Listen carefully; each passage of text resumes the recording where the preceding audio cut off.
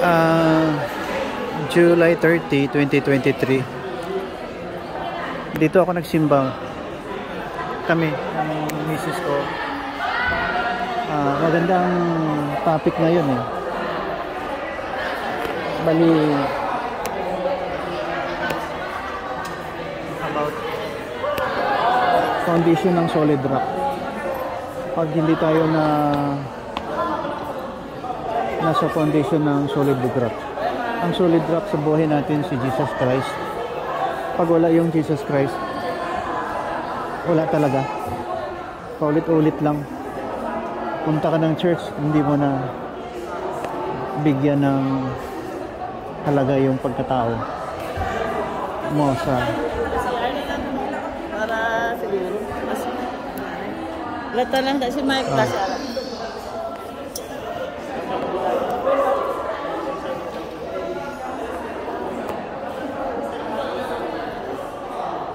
uh, 98% dito Pilipino eh. Tapos na ang service after 1 hour. We started 11 o'clock. Yeah, maganda ang message. Yun nga, sa sinasabi ko, dapat, sabi ng pastor dito, basahin yung Bible.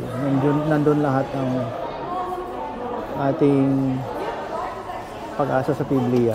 Paulit-ulit magbabasa ng Bible at makikinig sa salita ng Diyos. Yung salita ng Diyos na sinasabi niya, paulit-ulit na basahin, paulit-ulit na pakinggan. Nandyan lahat sa, ayan si pastor, nandyan lahat sa Bible ang kailangan ng isang tao. Hindi lang yung sabi niya, kailangan talaga makinig, magbasa, magbadala ng Bible. Hindi lang daw yung cellphone ang kailangan. Maganda rin ang message niya. Yeah, ina-absorb ko yan palagi sa puso ko. That's why I'm claiming na talagang I need some more knowledge about the Bible. Importantly, naging humble tayo sa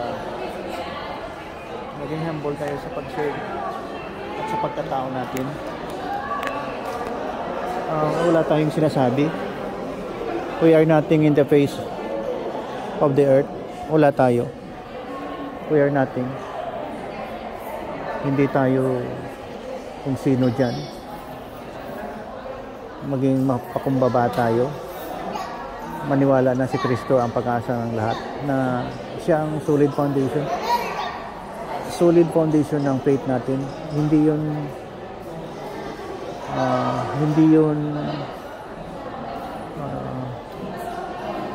taken for granted.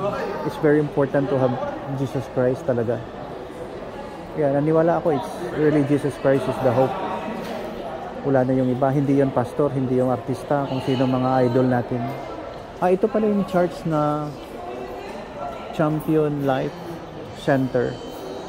Pentecost yata sila. Kuwan na ito, parang party room. Ang church kasi doon sa kabila, nasira. Mga times 3 pa nito, kalaki. Nasira dahil yung carpet, pumasok yung tubig galing sa labas dahil bumara yung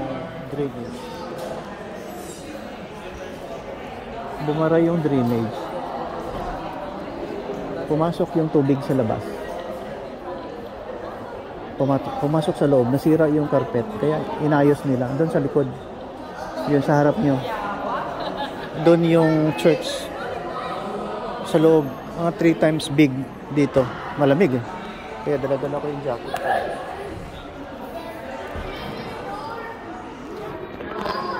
Ulitin natin yung preaching niya. Marami akong nakuhang footage kanina. Hindi magkamayo eh. Minsan kasi bawal dito kumuha ng image. Hindi ko alam kung paano i-publish to. But all I know, Gaya ako, nagbablog ako about righteousness, about love. Hindi ako nagbablog para kung ano-anong topic. I don't know kung anong kahinatnan nito. Basta nagbablog ako sa righteousness ng tao. Lahat ng tao kung pwede.